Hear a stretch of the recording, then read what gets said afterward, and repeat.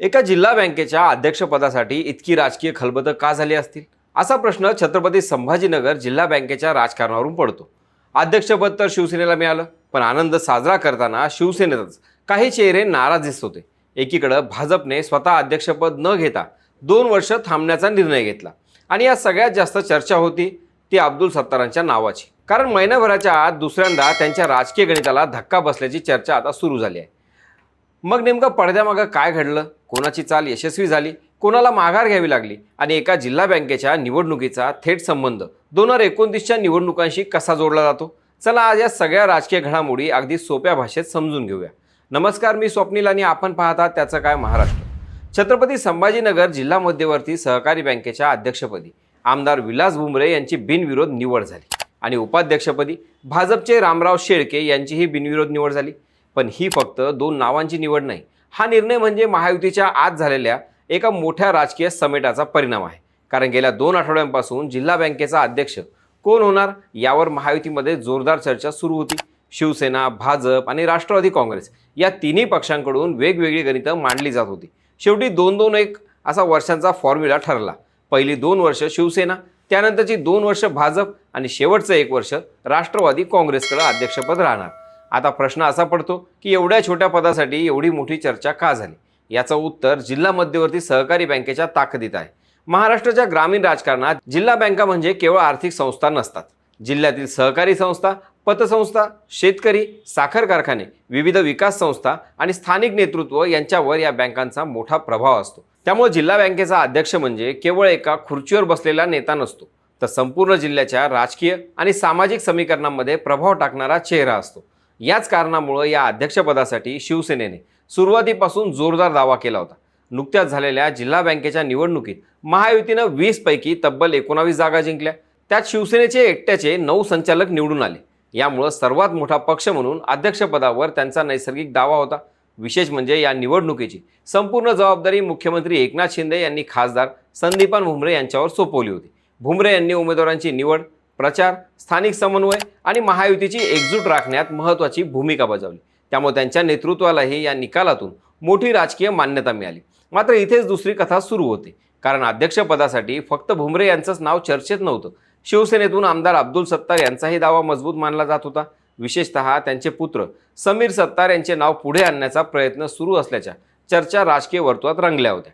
त्यामुळे शिवसेनेतच भुमरे विरुद्ध सत्तार अशी शांत पण तीव्र रस्सीखेच सुरू होती. याच पार्श्वभूमीवर गेल्या महिनाभरात स्थानिक स्वराज्य संस्था मतदारसंघाच्या निवडणुकीत घडलेली घटना महत्त्वाची ठरते. समीर सत्तार यांनी बंडखोरी करत उमेदवारी अर्ज दाखल केला होता. त्यानंतर त्यांनी तो अर्ज मागे घेतला. त्या माघारीनंतर शिवसेनेला जिल्हा बँकेचे अध्यक्षपद दिले जाईल असा शब्द भाजपच्या नेतृत्वाकडून देण्यात आल्याची चर्चा झाली. आता तो शब्द पाळण्यात आला, पण अध्यक्षपद शिवसेनेला मिळालं असलं तरी ते अब्दुल सत्तार यांच्या गटाकडे गेलं नाही, उलट भुमरे गटाकडे गेलं. त्यामुळे राजकीय चर्चांमध्ये सत्तारांचा महिन्याभरात दुसऱ्यांदा गेम झाला अशी प्रतिक्रिया उमटू लागली. मात्र इथे आणखी एक राजकीय पैलू समजून घ्यावा लागेल. तरी एकनाथ शिंदे यांच्यासमोर सर्वात मोठं आव्हान काय होतं ते म्हणजे शिवसेनेतील अंतर्गत संघर्ष टाळणं. कारण महानगरपालिका आणि जिल्हा परिषद निवडणुकांमध्ये अंतर्गत मतभेदांचा फटका शिवसेनेला बसला होता. स्थानिक स्तरावर गटबाजीमुळे पक्षाला विरोधी बाकावर बसावं लागलं. त्यामुळे यावेळी जिल्हा बँकेच्या अध्यक्षपदावरून पुन्हा संघर्ष निर्माण होऊ नये अशी स्पष्ट भूमिका शिंदे यांनी घेतल्याचं सांगितलं जात आहे. सर्वानुमते नाव ठरवा अशा सूचना स्थानिक नेत्यांना देण्यात आल्या. अखेर मंत्री अतुल सावे यांच्या निवासस्थानी झालेल्या बैठकीत विलास भुमरे यांच्या नावावर शिक्कामोर्तब झालं. या संपूर्ण प्रक्रियेत भाजपनेही अत्यंत संयमी भूमिका घेतली. कारण भाजपकडेही अध्यक्षपदासाठी दावेदार होते. मंत्री अतुल सावे यांचंही नाव चर्चेत होतं, पण भाजपनं अध्यक्षपदावर आग्रही भूमिका घेतली नाही. त्याऐवजी उपाध्यक्षपद स्वीकारलं आणि पुढील 2 वर्षासाठी अध्यक्षपदाचा मार्ग मोकळा करून घेतला. म्हणजे भाजपनं तत्कालीन राजकारणापेक्षा दीर्घकालीन राजकीय फायद्याचा विचार केल्याचं दिसतं. यामध्ये सर्वात महत्त्वाचा मुद्दा म्हणजे 2-2-1 वर्षाचा फॉर्म्युला. वरवर पाहता हा सत्ता वाटपाचा समतोल वाटतो, पण प्रत्यक्षात त्यामागे निवडणुकीचं गणित आहे. 2029 मध्ये लोकसभा आणि विधानसभा निवडणुका होणार आहेत. त्या आधीच्या काळात म्हणजे 4थ्या वर्षी अध्यक्षपद भाजपकडे असणार आहे. याचा अर्थ निवडणुकीच्या तोंडावर जिल्हा बँकेच्या माध्यमातून ग्रामीण भागात प्रभाव वाढवण्याची संधी भाजपकडे असेल. त्यामुळे भाजपनं आताचं अध्यक्षपद न घेता योग्य वेळ साधल्याचं राजकीय विश्लेषक मानत आहेत. दुसरीकडे शिवसेनेसाठी हा निर्णय महत्त्वाचा आहे. कारण पक्षानं जिल्हा बँकेवर नेतृत्व सिद्ध केलं आहे.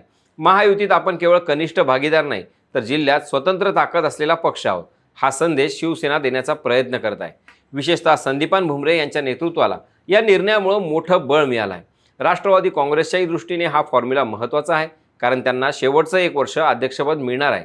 जरी कालावधी कमी असला तरी महायुतीमध्ये स्वतःचं राजकीय अस्तित्व कायम असल्याचा संदेश राष्ट्रवादीला देता येणार आहे. म्हणजे या एका फॉर्म्युल्यात महायुतीतील तिन्ही पक्षांना काही ना काही राजकीय फायदा मिळेल अशी रचना करण्यात आली.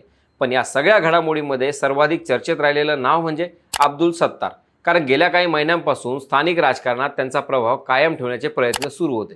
मात्र स्थानिक स्वराज्य संस्थेची निवडणूक असो किंवा जिल्हा बँकेचं अध्यक्षपद, दोन्ही ठिकाणी अंतिम निर्णय त्यांच्या अपेक्षेप्रमाणे लागलाच नाही. त्यामुळे भविष्यात शिवसेनेतील स्थानिक नेतृत्वामध्ये नवी समीकरणं तयार होतात का, याकडेही सर्वांचं लक्ष असेल. एकंदरीत पाहिलं तर ही केवळ जिल्हा बँकेच्या अध्यक्षपदाची निवड नाही, हा महायुतीतील विश्वास टिकवण्याचा प्रयत्न आहे. हा शिवसेनेतील नेतृत्वाला दिलेला संदेश आहे. हा भाजपच्या दीर्घकालीन निवडणूक रणनीतीचा भाग आहे आणि हा 2029च्या राजकीय लढाईची तयारी सुरू झाल्याचा संकेतही आहे. त्यामुळे पुढील काही महिन्यात छत्रपती संभाजीनगरच्या राजकारणात कोणाचं वजन वाढतंय, कोणाची नाराजी उघड होते आणि हा सत्ता वाटपाचा फॉर्म्युला अखेरपर्यंत टिकतो का, हे पाहणं अत्यंत महत्त्वाचं ठरणार आहे. आजचा निर्णय शांततेत झाला असला तरी राजकारणात प्रत्येक शांततेमागं अनेक न बोललेले संघर्ष दडलेले असतात.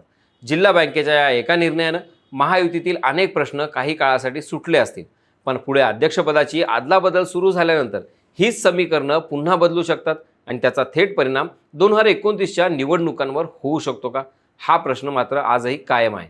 याच घडामोडींवर आम्ही लक्ष ठेवून आहोत.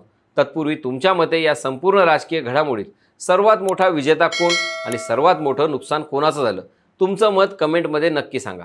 बाकी राजकारणाच्या आखाड्यात आपली नजर कायम असणारच आहे. तेव्हा कुठेही जाऊ नका, पाहत राहा, सबस्क्राईब करा. त्याचं काय महाराष्ट्र.